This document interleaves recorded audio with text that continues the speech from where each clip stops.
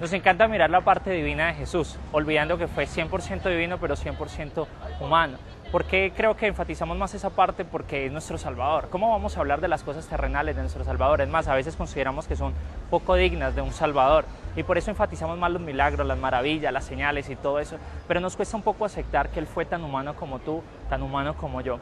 Quiero que durante esta serie revisemos su corazón real, que latió como el tuyo y que latió también como el mío, que era propenso a caer, porque de eso empezaríamos a hablar en esa sección. Fue vulnerable, y ser vulnerable es ser débil. Podía caer y podía embarrarla como tú y podía también fallar como yo. ¿Qué tal si reconsideramos cómo hemos entendido la tentación de Jesús? ¿Sí?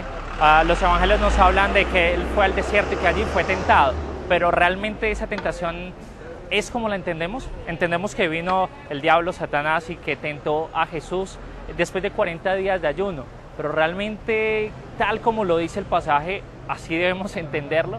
Realmente fue un ser exterior que vino y tentó a Jesús. ¿Y qué tal si te planteo una forma diferente de entender este pasaje? No mía, esa forma de entender que te voy a compartir es muy antigua, y es llegar a considerar que ese pasaje no nos habla de algo externo que vino y tentó a Jesús, sino que fue una lucha interna. Sí, como lo escuchas. Antes de que me abres los ojos, escucha bien lo que quiero explicarte. Si lo entendemos literal, si entendemos que el pasaje es tal cual sucedió, tal cual nos lo narra el evangelista, hay algunas contradicciones que nos marca el pasaje. Por ejemplo, cómo entender que el diablo llevó a Jesús al pináculo del templo. ¿Sí? ¿Cómo fue?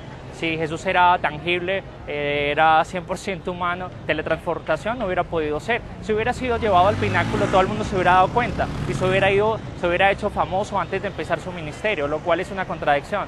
Dime, ¿existe acaso algún monte donde se puedan ver todos los reinos de la tierra? No existe tal cosa. Así que si siempre has considerado ese pasaje así, creo que hay algunas contradicciones en entenderlo así.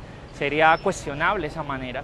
Sin embargo, algunos estudiosos de la Escritura consideran que el pasaje fue la descripción, una manera de narrar una lucha interna que tuvo Jesús, y esas tentaciones brotaron de su interior. Sí, y tú dices, ¿cómo así? ¿Cómo el Salvador va a llegar a tener esos deseos y va a tener esas intenciones de desobedecer?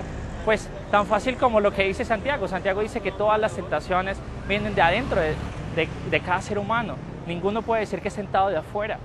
La tentación de Jesús vino también, al igual como ven en las tuyas, de nuestro propio interior, de nuestros propios deseos.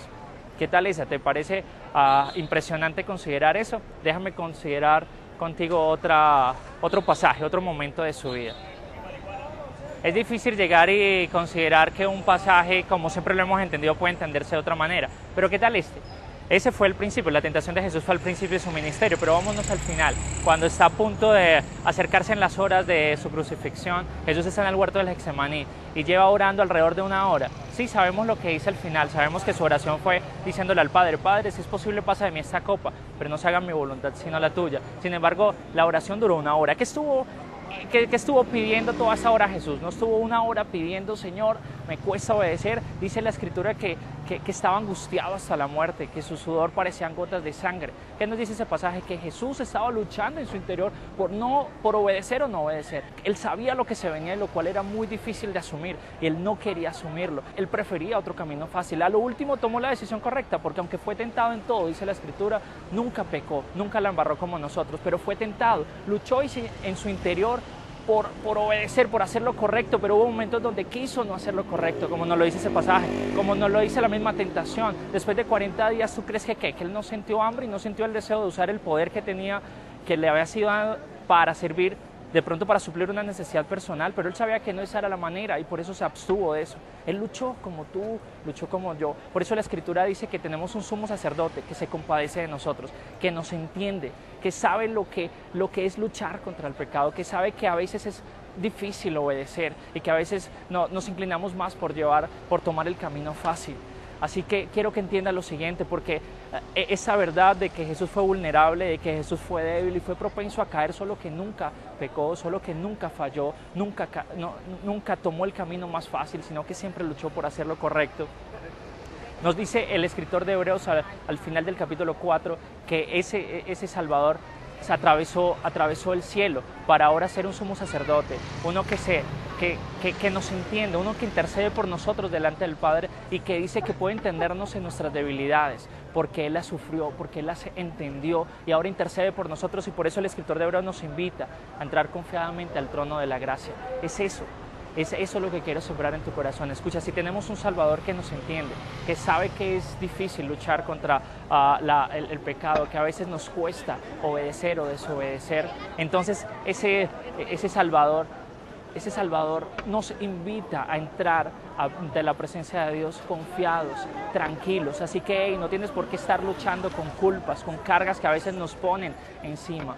Tenemos un Salvador que nos entiende. Si alguna vez has creído que nadie te entiende, pues quiero decirte que es falso, que es un error, porque Jesús te entiende plenamente. Él sabe, no solo de forma teórica, interiormente, Él sabe lo que es luchar por obedecer o desobedecer. Así que hay alguien que te entiende y escucha y te acepta y escucha, te invita a entrar, a presentarte ante el Padre confiadamente, tranquilamente. Escucha, puedes vivir confiado, puedes vivir tranquilo, porque tenemos un Salvador que fue tentado en todo, que no pecó y que por eso ahora está delante del Padre intercediendo por nosotros, para que podamos entrar ante Él y aceptar su gracia, su misericordia de forma confiada, sin cargas, sin culpas, sin vergüenzas, sino tranquilo de que tenemos un Salvador que nos entiende.